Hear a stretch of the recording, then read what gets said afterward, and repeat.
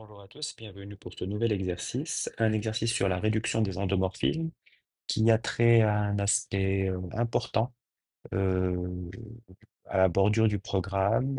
C'est dans le programme, mais euh, c'est un sujet qui a beaucoup de ramifications. Euh, et donc, c'est sur les espaces caractéristiques et globalement sur les sous-espaces stables par un endomorphisme. Donc là, on est en dimension 3. On a un endomorphisme, une matrice 3-3 réelle. Et on nous demande d'identifier, de déterminer tous les sous-espaces stables par cet endomorphisme. Donc, on dit sous-espace stable, on va aller chercher déjà la facilité, c'est on va chercher les sous-espaces propres. Et donc, pour ça, on va calculer le polynôme caractéristique. Donc, je définis F, l'endomorphisme canoniquement associé à A. Je calcule le polynôme caractéristique en développant la première colonne et on trouve donc x moins 1 au carré fois x plus 1. D'accord? Donc, on a une droite propre qui est euh, la droite A moins l'identité. Et pour, pardon, A plus l'identité. Et pour A moins l'identité, je regarde la matrice I3 moins A. On constate que les deux premières colonnes sont proportionnelles et que la troisième est, est libre par rapport aux deux premières. Ça veut dire que c'est une matrice de rang 2 et donc son noyau est de dimension 1. Donc déjà, on sait que le A n'est pas diagonalisable. Donc maintenant, on va analyser un peu le problème. On va prendre un sous-espace stable grand F par petit f. Et donc son endomorphisme induit, F tilde, il va avoir un polynôme caractéristique qui a, qui divise le polynôme caractéristique de A.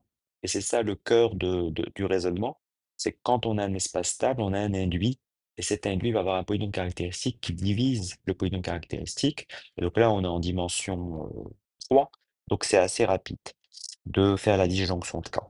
Donc bien sûr, on remarque que l'espace nul et l'espace tout entier sont stables par F, ça évidemment, par petit f, pas par grand F. Euh, voilà.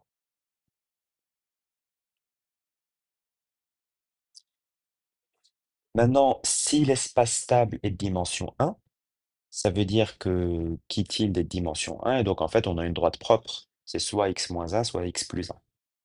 D'accord? Puisque voilà, f est inclus dans le noyau de a moins i et dans le noyau de a plus i. Il est de dimension 1, donc il est égal. Donc là, on n'a pas de problème. Maintenant, si on est en dimension 2, on a deux options pour qui tilde. Soit c'est x moins 1, x plus 1, soit c'est x moins 1 au carré, puisqu'il divise le polynôme caractéristique de A.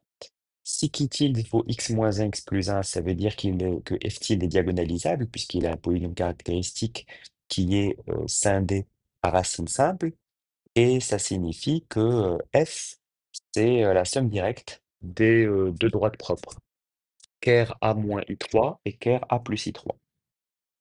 Maintenant, si qui tilde c'est x moins 1 au carré, bah, comme on sait déjà que ker de i moins a, c'est de dimension 1, ça veut dire que le noyau de i moins f tilde, que l'identité moins f tilde, c'est de dimension 1 aussi.